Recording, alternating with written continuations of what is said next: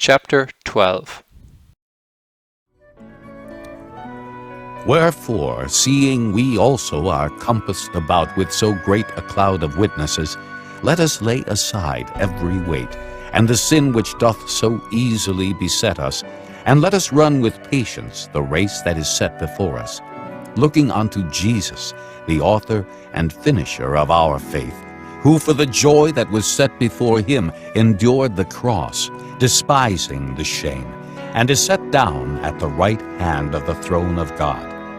For consider him that endured such contradiction of sinners against himself, lest ye be wearied and faint in your minds. Ye have not yet resisted unto blood, striving against sin, and ye have forgotten the exhortation which speaketh unto you as unto children. My son, despise not thou the chastening of the Lord, nor faint when thou art rebuked of him.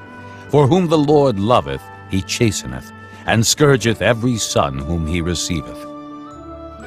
If ye endure chastening, God dealeth with you as with sons. For what son is he whom the Father chasteneth not? But if ye be without chastisement, whereof all are partakers, then are ye bastards and not sons. Furthermore, we have had fathers of our flesh which corrected us, and we gave them reverence. Shall we not much rather be in subjection unto the Father of spirits, and live? For they verily for a few days chastened us after their own pleasure, but he for our profit, that we might be partakers of his holiness. Now no chastening for the present seemeth to be joyous, but grievous.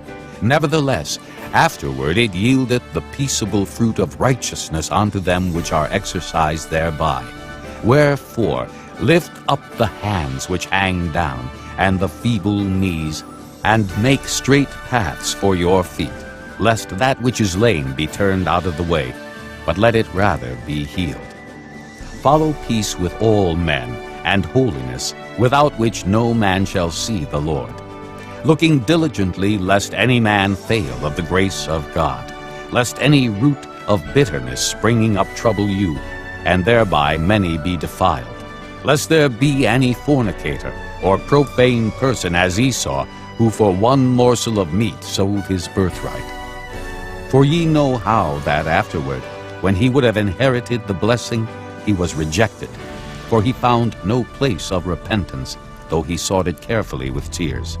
For ye are not come unto the mount that might be touched, and that burned with fire, nor unto blackness and darkness and tempest, and the sound of a trumpet, and the voice of words, which voice they that heard entreated that the word should not be spoken to them any more, for they could not endure that which was commanded. And if so much as a beast touch the mountain, it shall be stoned, or thrust through with a dart. And so terrible was the sight that Moses said, I exceedingly fear and quake.